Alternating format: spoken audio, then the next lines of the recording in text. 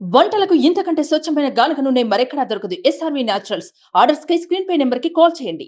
ఏపీలో పోలింగ్ ఆ తర్వాత కూడా హింసాత్మక ఘటనలు కొనసాగుతూనే ఉన్నాయి. ఎప్పుడు ఎవరి మీద ఎటువంటి దాడులు కొనసాగుతున్నాయన్నది అర్థం కాని పరిస్థితి. టీడీపీ నేతల మీద ఏపీలో అక్కడక్కడ దాడులు జరుగుతున్నాయి. ఏపీలో చంద్రబాబు నాయుడు భద్రత విషయంలో టీడీపీ శ్రేణుల్లో ఆందోళన కనిపించింది. ఈ క్రమంలో టీడీపీ చీఫ్ నారా చంద్రబాబు నాయుడుకు కేంద్రం భద్రత పెంచింది. టీడీపీ ఆఫీస్ వద్ద, కరకట్ట వద్ద, చంద్రబాబు నివాసం వద్ద, అలాగే గన్నవరం ఎయిర్పోర్టు నుంచి కరకట్ట మార్గాలు తదితర ప్రదేశాలను పరిశీలించారు.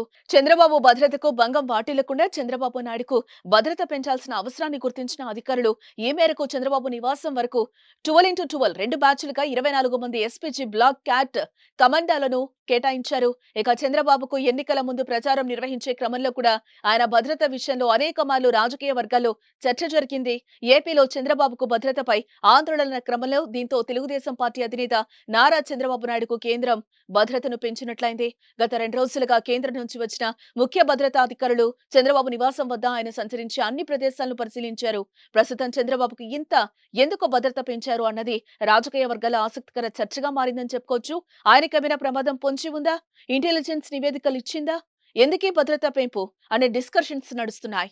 ఓ పక్క ఉత్తరప్రదేశ్ సీఎం యోగి ఆదిత్యనాథ్, కేంద్ర మంత్రి రాజ్నాథ్ సింగ్ లకు రక్షణ తగ్గించిన కేంద్రం ప్రస్తుతం చంద్రబాబుకు రక్షణ పెంచడం ఢిల్లీ పొలిటికల్ వర్గాల్లో ఆసక్తికర చర్చకు కారణంగా మారింది.